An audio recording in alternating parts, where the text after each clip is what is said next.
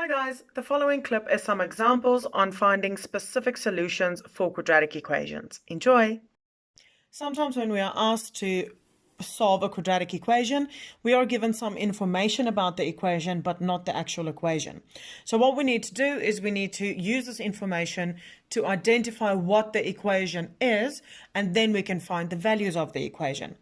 Right, so this example, if ax squared plus bx plus c is equal to 0, so that is the basic form of a quadratic equation, has solutions 2/3 and negative a half, then what are the possible values for a, b, and c? So we know that when we have solutions, it means that x is equal to those values. So the first one is x is equal to 2/3 and x is equal to negative a half. We know that a quadratic equation is always factorized. So when we have a factorized equation, we should have two brackets. How do we get from x is equal to 2/3 and x is equal to negative a half to my brackets? I know that if I need to get rid of this 3 on this side because I want to work with numbers only, not fractions, then I need to do the opposite of what is happening here.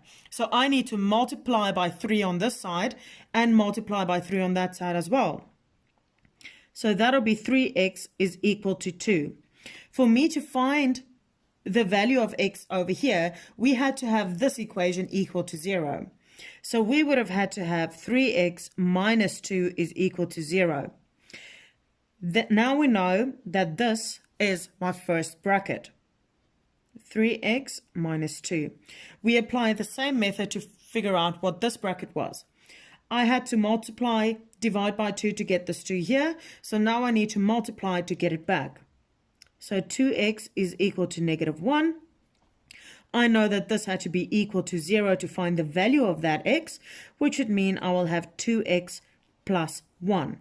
And now I know my second bracket was 2x plus 1. Now that I have a factorized equation, I can get a quadratic equation by expanding these brackets. We know to expand the brackets because we need to find one equation. Everything in the first bracket needs to be multiplied with everything in the second bracket. When I expand these brackets, this is the formula I'm going to get. 6x squared plus 3x minus 4x minus 2 is equal to 0. I need to simplify this by adding these two like terms. So finally, my quadratic equation will be 6x squared minus x minus 2 is equal to 0. This quadratic equation is in the same shape as that one. Now I can identify what my values a, b, and c is. A is equal to 6 because it's in front of my x squared. B is equal to negative 1 and c is equal to negative 2. The second example I'm going to do is x squared plus bx plus 32 is equal to 0.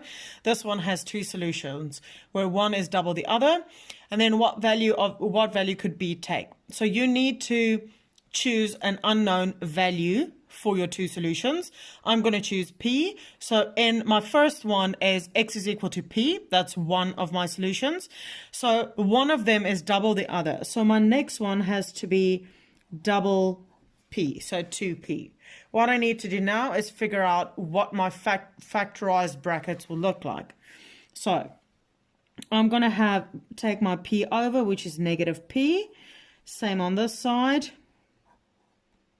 And these are my brackets. So when I write it out, it's going to be x minus p,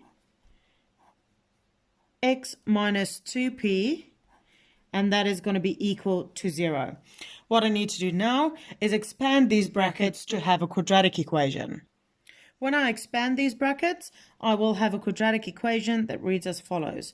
X squared minus 3xp plus 2p squared is equal to 0. This is my quadratic equation, and this is in the same format written as the question. Now I need to identify what the value of p is. In this case, it's quite easy.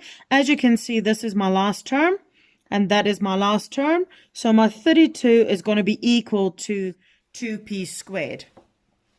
Now I need to find the value. So 2p squared is equal to 32.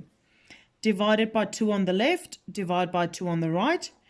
P squared is equal to 16, and the square root of 16 is equal to 4. In this equation, like in all equations, when I square root something, it always has an answer of a positive and a negative. My final answer has to be in terms of b. So when I look at my original equation, I will see that the middle term is the term that I need to use to find the value of b.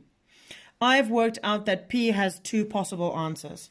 For me to find the value of b, I need to substitute this value into that equation to find it. If I look at an equation, it always has bx. In this instance, I've got negative 3px. So my b is equal to negative 3p. I have the value of p, so I'm going to have negative 3 multiplied by positive 4 and negative 3 multiplied by negative 4. Negative 12 and 12. Therefore, b will be equal to 12 or negative 12. I hope this clip helped. If it did, please like this video, subscribe to my channel, and share it with anyone it might possibly benefit. If you've got any questions, please drop it in the comment section below, and I'll get back to you as soon as I can. Also find the link to the quadratic formula over here. Thanks for watching, guys. See you next time. Bye.